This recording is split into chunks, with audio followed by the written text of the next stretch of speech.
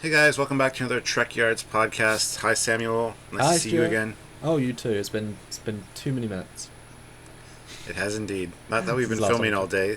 We haven't been Yeah, filming all day. This is a new podcast. You fresh. guys, yes. Yes, Sunday. Hello, happy Anyway, Sunday. as usual, we have something interesting to discuss today. Yep. The other day, somebody asked me on Messenger what I think of TOS fan films and what era I would like to see fan films done in as opposed to TOS. And I said, why not do Star Trek Online fan films?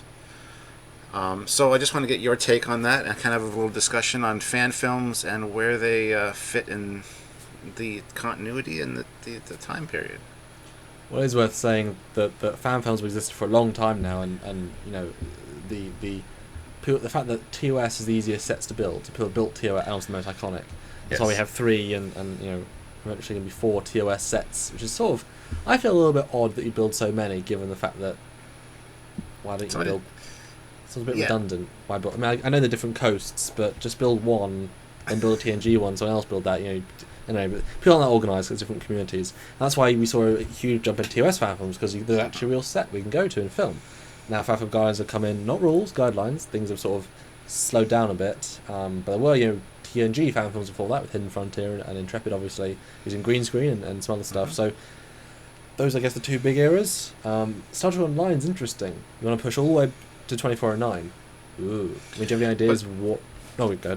The reason for that is very simple. I mean, if you look at a lot of fan films, you've got sketchy costumes that are all different. You go on play Star Trek Online, you can pick your own costume. You can make it, you can customize it to what you want. You can have your crew have Yeah. different outfits with the same insignia. I have Voyager class uniforms. That era, the red on the top. That's what I have. Exactly. Plus, you can make something totally unique in your own. Same with bridges and sets. We see a lot of TOS bridges that people have done in their basement. So it's kind of it's supposed to be like a Constitution class ship, but it's not. So it could be any kind of ship, right? So I think Star Trek Online is an amazing vehicle for that. You got customization options and you can do whatever you want and explain it away as like in Star Trek Online, you got your own crew, you can customize things. I think it works. Is that not though part of the problem? Because a fan film, hopefully, it starts with a story, and then you work out based on that. But if you can make all these, so if you set an era where you can basically do anything, then the fact that you have to explain, oh no, it's Star Trek Online, therefore the bridge is wrong. Oh no, it's Star Trek Online, therefore uniforms. Therefore there's three types of uniforms. Is that not sort of a clever / lazy cheat? Because then you can sort of just do whatever you want. But I feel like most fans in the Trek world wouldn't know that from the get-go, so they'd see it a certain way. I would be more inclined, if you're doing Star Trek Online, to actually go full-on Star Trek Online, pick a ship that's really iconic, so Enterprise F. Yep. Go with the definitive, the normal costumes of that, go with the bridge and try and rebuild the exact feel of that era. Because would you make the bridge, 12 times the size it needs to be, or would you not make it the same design but small? I mean, I think I would take the concept of Star Trek Online, like we do with Thomas Moroni, we canonize it a bit more. It has 3 forward, 3 off phaser slots or weapon slots. No, it has 12 phaser banks. I mean, there's the canon versus the game. I would re-canonize it to make it that way, which would be having one style of uniform. That's just me, because then you give it its own era flavour. Whereas if you do anything, then always, why are you calling it a Star Trek fan film? Because you're just saying, well, there's a TOS uniform and there's a Wrath of Khan. I don't know. Well, I wouldn't want TOS and Wrath of Khan and mixing uniforms like that. No. Okay. The customization of the characters and the futuristic Starfleet design look is pretty. It's not really universal in Star Trek Online. I don't want to mix eras like that. No. Okay. That's just incredibly stupid. And that's one of the reasons that there are so many TOS fan films. There's TOS, like you said, there's TOS sets and there's TOS costumes at the wazoo. The movie era, you could probably build a set no problem, but the movie era costumes are so expensive that fan films aren't going to be able to afford to have any ones that look they're good. between $1,000, $2,000 if you're doing properly, and there's There's actually rank insignia metal pins, like 6 of them, depending on what rank you are. Admiral has like, both sleeves and collar and all this jazz, whereas TOS is just yellow tunic with simple braids. I mean, the difference is humongous.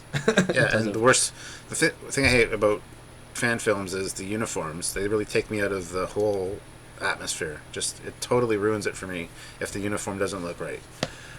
Backgrounds can be green screened. You can pretty much do whatever you want with that. It's not really a huge issue. But costumes, if you get a magnificent maroon, I call it magnificent maroon, not monster maroon. If you get one of those and it doesn't look right, which is 95% of them, they look, to be quite blunt, they look stupid. Colors are all wrong, the material's wrong, it's the wrong color. It just looks sloppy. See, that's really interesting, because I think everyone has their own take on fan films, and for me it's more about how it's filmed and how it sounds, like the actual film quality, because obviously budget is a restriction, what you can get is a restriction, especially 10 years ago there was no Avanos, Avanos, whatever, you had to make your own. And so for the most part, James Corley can make his own super accurate TOS, but that's another exception to the rule. He also built the set, so I mean, again, exception to the rule. I mean, if it's not the best costume but shot well, but if it's not bad costume, if it's not a great costume and shot awfully with bad sound on a very 2D background, green screen, then that takes me out of it. If it doesn't at least remotely feel like a piece of. Yeah, but you're a cinema. filmmaker. You have an eye for that. You look for that with everything you watch. I don't know how you can enjoy a regular movie because you're always looking at all the. Oh, they could have done that better. They could have done that better. Unless I see it and I can't unsee it. But yeah, I can tell. But yeah, I mean, bad sound issues bother me in watching fan films and things like that. But it's something I can overlook if the story's good and if the visuals are good. And the visuals in fan films are generally awful. You can see like a leather chair from IKEA and a kitchen chair. CG tends to be pretty low end as well, except obviously the big few. Getting better all the time, luckily, but yeah. But back to Star Trek Online though, there's one thing I will say that especially nowadays, Star Trek Online is so accessible. Mm-hmm. In the sense that if you're going to build it, so you need to build the 3D models of ships. We can go into the game, get as close as you want, do orthographic views. You can make a stupidly good, accurate model. Same for the bridges. You can just walk around the bridge, replicate in 3D. Boom, you've got accurate sets. You've got other things. You've got space stations. You've got weapons. You've got all these things. 3D print a phaser. All these things exist that you just need to look at and research. Rather than if you want to do a Star Trek or Star Trek. I guess 4 bridge, the Enterprise A bridge right at the end. Guess what? You have 13 seconds of film, no set plans, and that's it. That's your reference material. But this world, they can actually really go into depth with. Plus, in Star Trek Online, you can bring in aliens that are maybe new aliens that you can explain away as just being discovered. You can bring in any of the plethora of aliens that we've seen over all the series. Yep. Like, I hate when the people try to tie the Borg in with TOS. Like, why? I've seen it done so many times. 1 or 2 of them are done well in a storytelling device, but no, just don't. And Star Trek Online gives you that freedom because you got access to all of the races we've seen, plus who knows what we haven't seen yet. So I think it's a perfect time period to do fan films in because you can, like you said, you can green screen, the sets behind you and make your costume. It doesn't have to look screen accurate because it's a game, so you can't tell the little minor differences. Like the Monster Maroon, you put the official one up and a cheap one, you can see the huge differences. What I'm saying is you can make one very similar to a Star Trek Online one, and it would look good. It would be realistic enough because all we've seen it is in-game. So it's not going to bug people's eye that much as like somebody like me who really notices costumes. I would say though that I think the Monster Maroon is the real that's the exception where if rubbish one looks rubbish. I have a Nemesis looking cosplay Sky. From afar field it looks perfectly great. From close up's pretty good. When you colour correct it a little bit, it looks wonderful. I think TNG again so simple in Voyages. I think the Wrath of Khan is the one where the fabric is so distinct. It's a very heavy fabric, very certain sheen. Every other uniform, I think a cheap one you can sort of get away with more, but certainly in that era, they had the movie budget and they used it. As Star Trek Online though, their uniforms, yes, customizable, but they're pretty sci-fi looking, and the materials tend to be either shinier or leatherier, some of them. So I think replicating those is actually quite difficult. because you've I got to, disagree. like, I mean, you could do crap ones, but they'd look crap either way. So I think they'd be quite, like, it's not just a one-piece flight suit with red and black. It's like tends to be panels and insignia and parts and some glowing bits sometimes. I mean, you could pick which one you want, but I think certainly in terms of pattern, they're more complicated than TOS or TNG or Voyager or DS9. Rathacon being the exception, but I think I disagree. I gotta disagree with you there. Because I've seen so many different Star Trek Online uniforms. A lot of them, like in game, look really cool, and they're all different and unique. And I think that's one of the things that would make making fan films in that era easier for people. They could make their own. They wouldn't have to go buy one to look exactly like the show or whatever. I don't know. And plus all of the utility belts and tech gadgets and stuff, and like eyepieces that you could incorporate and kind of use props from around the house and stuff. I think, I don't know. I think it's a more accessible era for people to be able to make fan films in.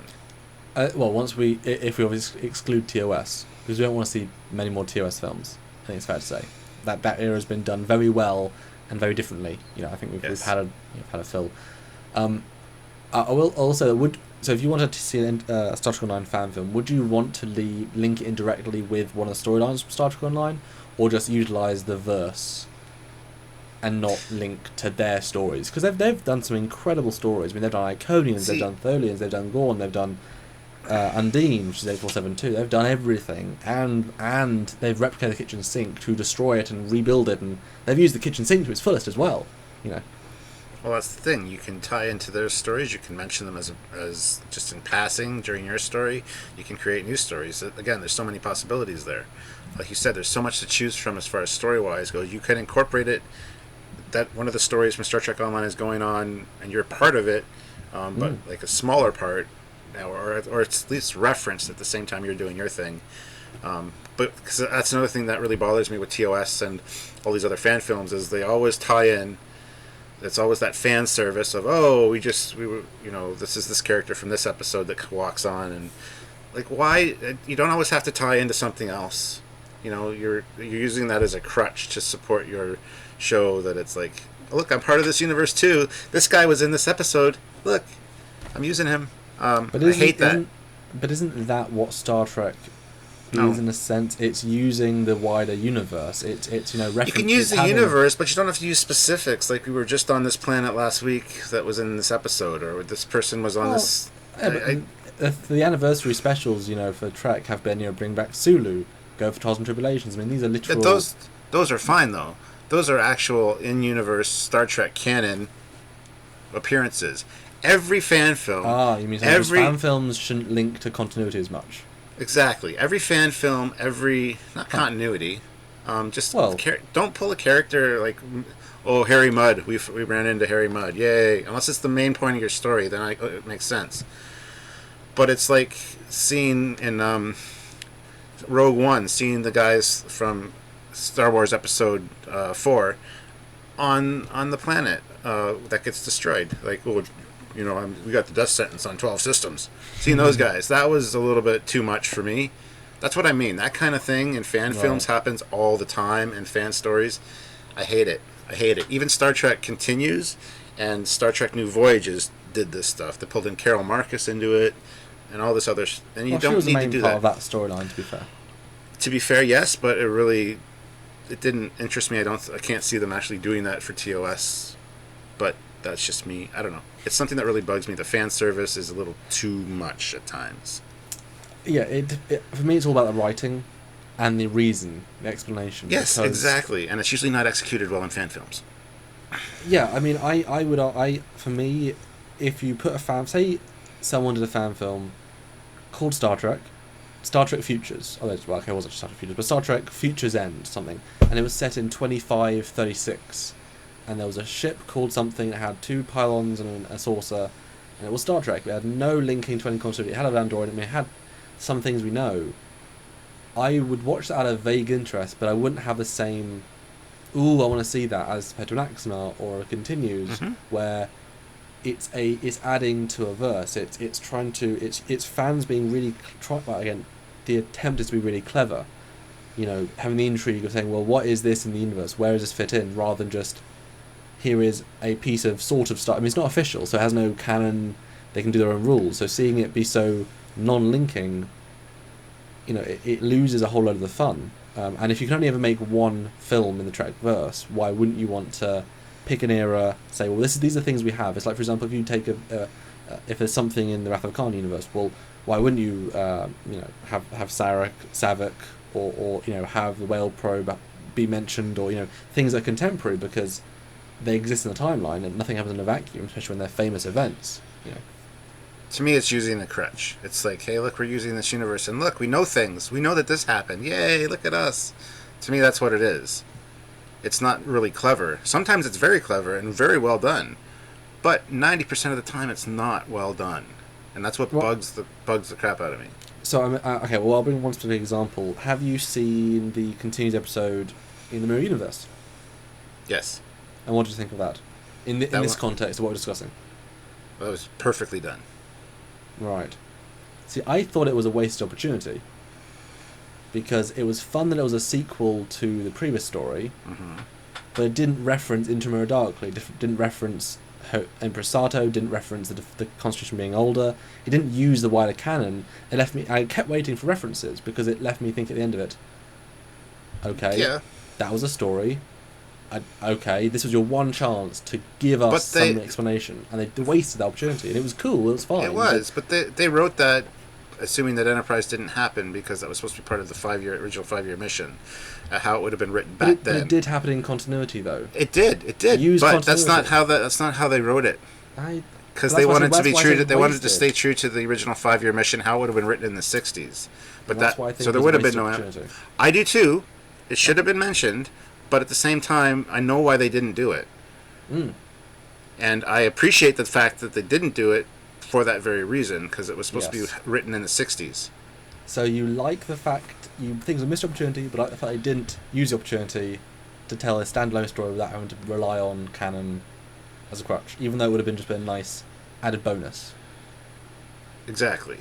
It would have been a nice added bonus, but it really, I think that might have ruined that whole story for me if they had mentioned Empress Sato, which I think is retarded anyway, but don't get me started on that. Because anyway, that's a whole other rabbit hole to go down. I just think if you as a filmmaker can only make one Star Trek thing ever, this is the verse. Use the verse. I mean, I mean, every character shouldn't be. I mean, don't use Kirk, Spock, and McCoy. Don't at the end. If you're a TOS film, for example, don't have just meet the Enterprise. If there's 12 colonies, don't just meet the Enterprise. And don't have don't have Spock on the comm channel, and don't do those sorts of things. Don't meet Decker. Don't. Unless the story's about Decker. If it's a Decker prequel story, like Axanar is a Garth Vizar prequel story. But that's but that was done so well because it was such a small fragment of Star Trek history. Well, do you then think that them having obviously the intention was to bring in Chang? Is that too far then? Is that a crutch? No, because I think that would work well in most cases. In most instances. But surely they're having a crutch the fact that he's the Klingon we all know. Why not call it just Klingon number ZW? Because then you're not relying on canon. It's a self-contained story. Why use someone famous if that's a crutch? Like I said, it's got to be done well. That's the issue I have. I've said that all along through this. 90% of the time, fan films are not written well or executed well, and they're definitely no offense, guys. They're definitely not pulling in canon well. There's think the odd instances where all those things come together and it's golden. I think also what you're saying is that you have seen Star Trek your whole life, as have I, but you've had more of a life to see it. You expect a certain quality from Star Trek, and a fan film, especially nowadays, you expect it to live up to a Star Trek standard.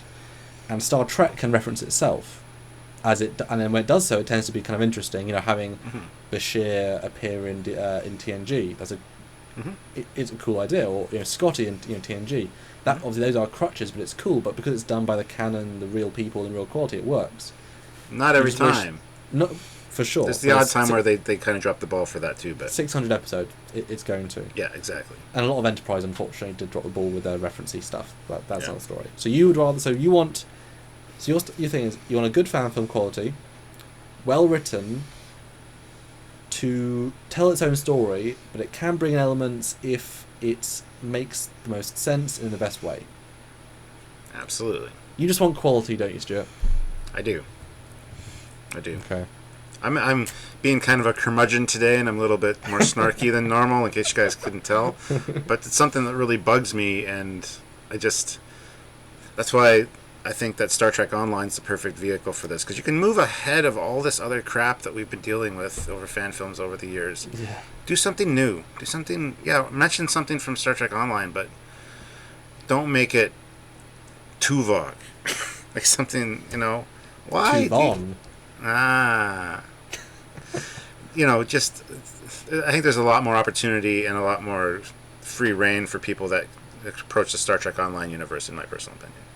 It's interesting. We really don't talk about fan films on this channel. We try and stay away because we are a fan network. We're a fan show, and we're friends with all the fan films, for the most part. So we don't want to talk negatively about anybody and play favourites.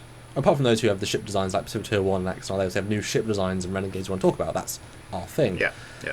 So it's interesting to talk about that with you for sure. So Star Trek Online, yes, absolutely. It's a very untapped verse. So would you prefer, if someone's doing a Star Trek fan film, would you rather that they took an incident from Star Trek Online and did a story where they play a side part of that, or just invent something completely 100% new in that future timeline? So it's almost as if it's a story, as I often say, it's a Star Trek story, or it's a story that happens to take place in the Trek universe. So it's completely unlinking to anything, except it happens to have Andorian because they're this, or Vulcan because of this. They're logical, this character should be logical. I mean, would you rather link to Star Trek universe, or be completely standalone in that online universe? If it's a good story, it can be completely standalone and doesn't need to link. And that's the kind of point I've been getting at, is I think a lot of stories aren't good enough to stand on their own 2 feet, and that's why they pull in everything and the kitchen sink from the Enterprise. Like, oh, look, there's Spock. Oh, look, we heard from Kirk. Stop. Please, for the love of God, stop. Write a better story, and as you have always said, it just takes place in the Star Trek universe. As long as it's a good story, it'll work. And it'll be good Star Trek. But it doesn't have to tie into other Star Trek as far as specifics. And do you think that's what fans want? People who watch fan films, who supported Renegades, which is a future fan film linking to other things with all the cast members. A Renegade continues Kirk, Spock and McCoy. A Phase 2, Kirk, Spock and McCoy. A Axanar, Battle of Axanar. Well, Renegades, I think, was it was the exception to the rule. It did that very well. Tied in an older Chekhov and Tuvok. Because it pushed ahead. It's just a story with these characters. Happens to be these characters. It could be anyone else. Yeah. And now, obviously, they are not Trek characters. But those characters were also like the main characters-ish. Like Echep and stuff on the main ship. That, I think, worked really well and was done well. Wasn't the best story. Wasn't the best visuals to watch, but I enjoyed it. I mean, you give it a few watches and it gets better. But yeah, that was done well. But like I said, with the Star Trek Continues one, or was it New Voyages with Carol Marcus? New Voyages. That didn't work for me. I just didn't like it. I thought, why bring her in? She's supposed to be this person that he had a thing with, and then finds out he has a kid later. That was perfectly fine to be left alone. And I haven't seen the episode yet. Just disclaimer. I just haven't got around to it yet. Because you've got to be in the mindset to watch a fan film. You're not going to watch the best TV. You can watch a Breaking Bad or a Game of Thrones or a Star Trek fan film. You've got to be in the right mood to watch. I don't watch Star Wars very often either, so... Yeah. That being said, Pilgrims of Eternity, Star Trek Continues, where they brought back Apollo, that was perfectly well done. Perfect. That was a perfect... That's why it's my favourite one they've done, because it just hits every bar spot on. Yeah, and it was great to bring the old actor back and have an explanation for why he's old, and it worked beautifully. That was really well done. So it was a story about Apollo. Yeah. And that's something that I don't mind. That's when they use it and it works beautifully. And that's kind of what I'm saying. Good story writing, good storytelling. You can do that. If it's not good and you try to do that, it really falls apart really quick. And it just looks like fan service and look what we can do. Look, we remember this character. Wow, he has gone into the snark territory. So okay, Star Trek Online. Is there any story you want to see in Star Trek Online then? I mean, you posit this as being the best universe to people to go into. Is there anything you want to see? Not Is there anything you'd specifically. I would love watch? to see. I would love to see an all Andorian film on an Andorian ship in Star Trek Online universe. Something like that doesn't even involve a Okay. human. You don't even see one human. It's still part of the Federation, but it's Andorians versus the Tholians, let's say, or the Gorn. But now he's Something. bringing in the Tholians and Gorn. No, not just because they'll be the main antagonists, I suppose. But yeah. Well, see, and that's why Enterprise kind of bothered me, because they had all these wealth of aliens to draw from, and they come up with the Xindi in season 3, and I'm like, seriously? That's why I stopped watching in season 3, because we had Kinzinti, we had the Lyrans, we had the Hydrans, we had the Gorn, we had all these races that were established in past that they didn't even use. They didn't even mention, well, let's bring in a new race, the Xindi.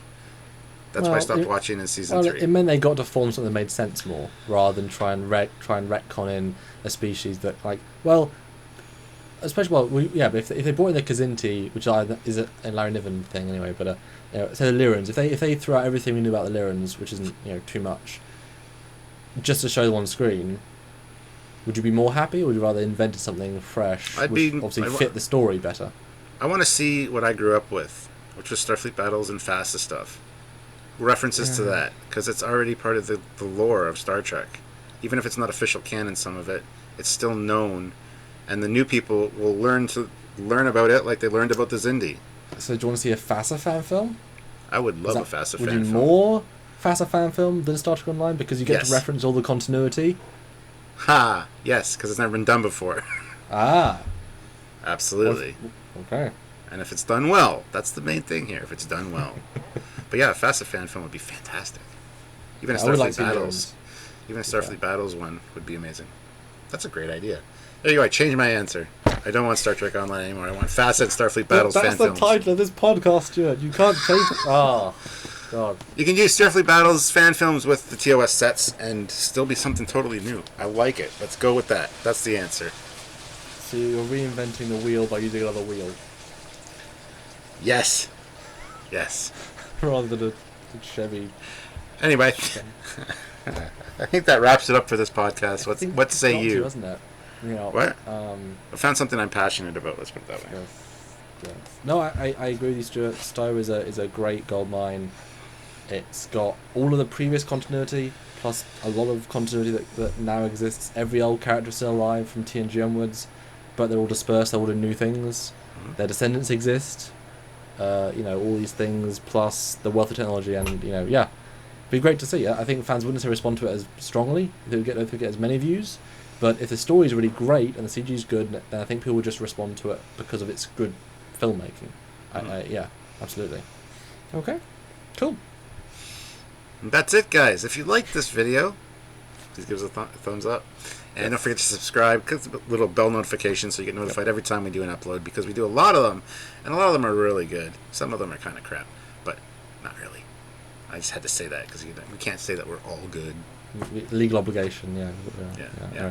If you want to support the show, there's a direct way and indirect way, and Stuart said about the indirect way, you have subscribing and such, but you can directly support the show by either giving a one-time donation over at trekyards.com, click that donate button, and give just an amount, whatever you want, $10, $15, $100, $200, $1,000, something goes directly into our expenses account, helps us buy new kit, sponsor new trips, all that wonderful stuff, or a monthly donation, which is how we really keep the lights on, guys. It's Patreon, you can donate whatever you want. It could be $1 a month, which is basically nothing, but it all amounts of 100 if you do it, or $5, a cup of coffee a month. I mean, what's that per day? Nothing. Or even $15. We sort of encourage 15 and 20 per month, and those really mount up and really help us keep the lights on, keep us rendering, keep us talking, and keep you watching new Trek content. The Patreon really helps out our sister show, Trekyards, as well, Yes. which is just general sci-fi. So if you're into just general sci-fi, there you go. You can help that out as well. This is the network, guys, for sci-fi. So, until next time, guys, he is Captain Foley. And that guy over there, he's Commander Calkins. See you next time. Bye, everybody.